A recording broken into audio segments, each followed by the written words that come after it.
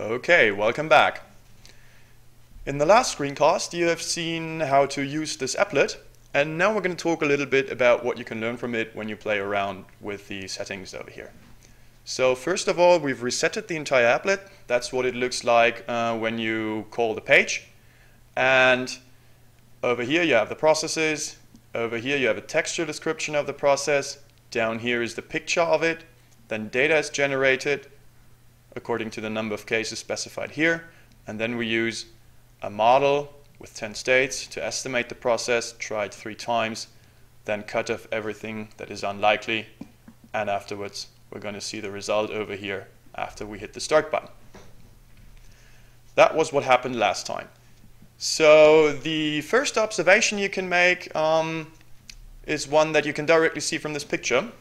So first of all, this process over here generated the data, and that's the one the algorithm believes it was. So it looks pretty much similar, but there is one subtle difference you might notice. In the data generation model, you have this final place over here, and in the mind model, it's just missing. So that pretty much doesn't matter behaviorally, because here what we can see is that we always perform A first, and then we have either B or C, and then always D. And that's just the same for this other model, just that the final transition label D doesn't put a token into this final place anymore. So the behavior of those two are actually identical, but there's of course this little difference in the representation of it. And that holds true for very much more complicated examples. So what we find here on the right is not necessarily exactly what we've put in on the left, but at least it should correspond to it behaviorally. Okay, that's the first thing to notice.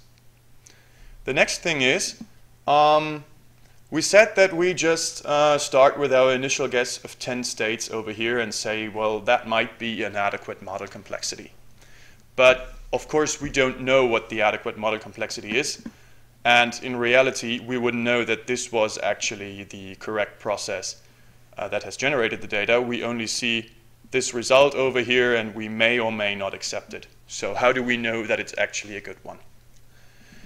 So let's, for instance, start to make sense of the data and pretend we wouldn't know what the actual data generating process was. Then we would start with a very low number of states. So let's put in the number 3 for now.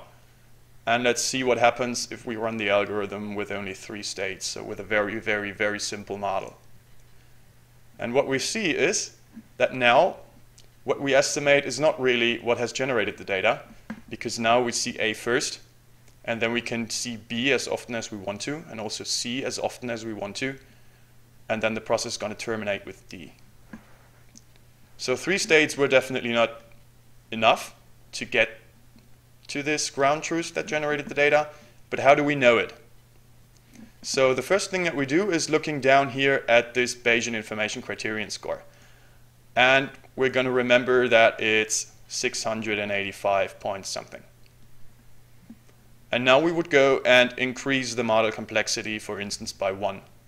And let's see what that changes about the value.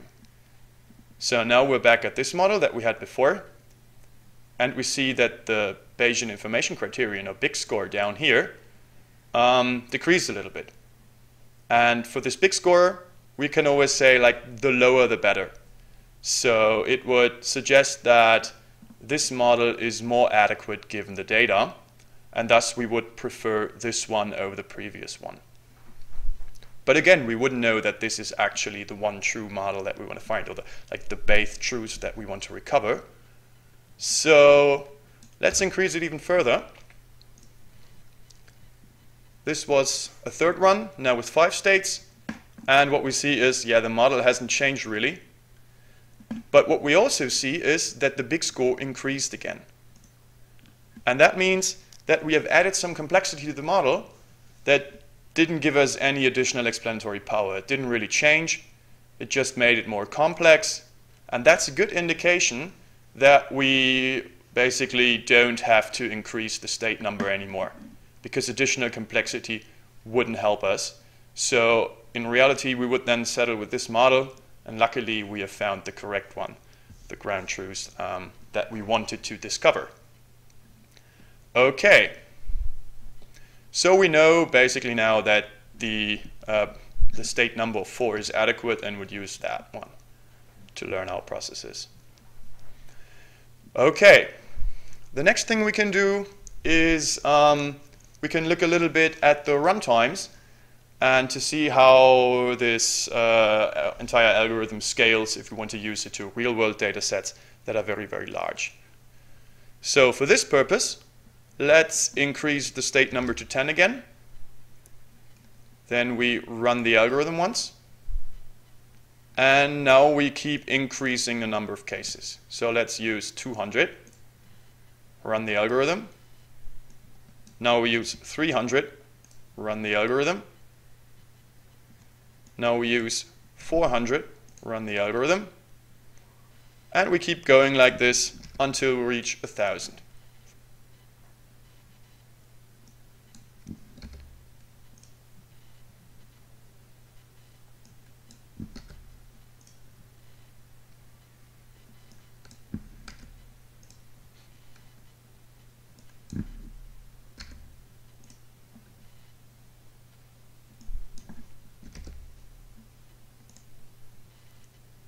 And then, as you know, down there, we have tracked our statistics for all these runs.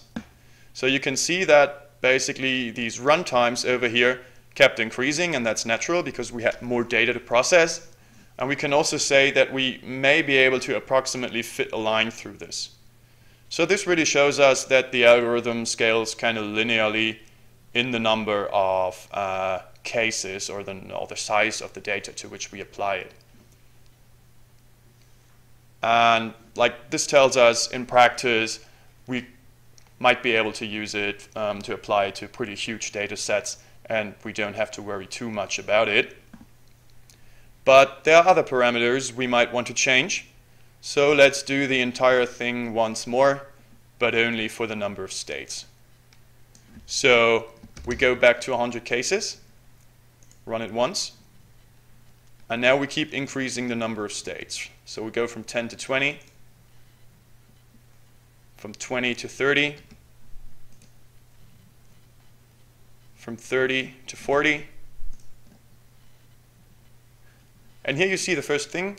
Now we have used 40 states, and now some sort of anomaly happened there, you could say.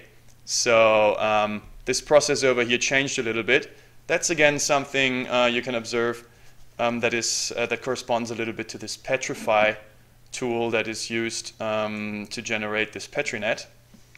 When you look at it, you see that there are now 3 transitions, all labeled A.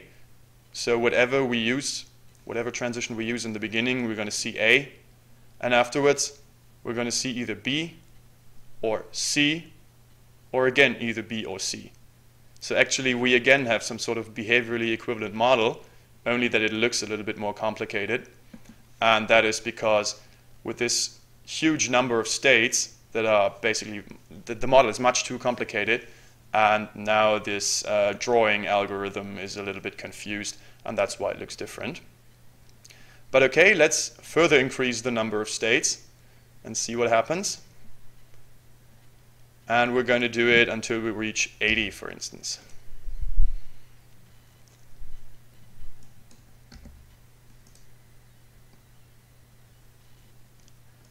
And you already notice it takes a little bit longer, now about 2 seconds. This one was almost 2.5. And then we're going to have a look at the runtimes again. And here you can see that they are going up pretty much like this. So this isn't linear anymore, should be somewhat cubic. So you can see that increasing the number of states will quickly increase the runtime very, very much. And so the algorithm might not be the best one if you really have very, very, very complicated processes. So well, those are some aspects that you can see when playing around with this model. And I hope that you're going to find some more aspects when you do your own experiments.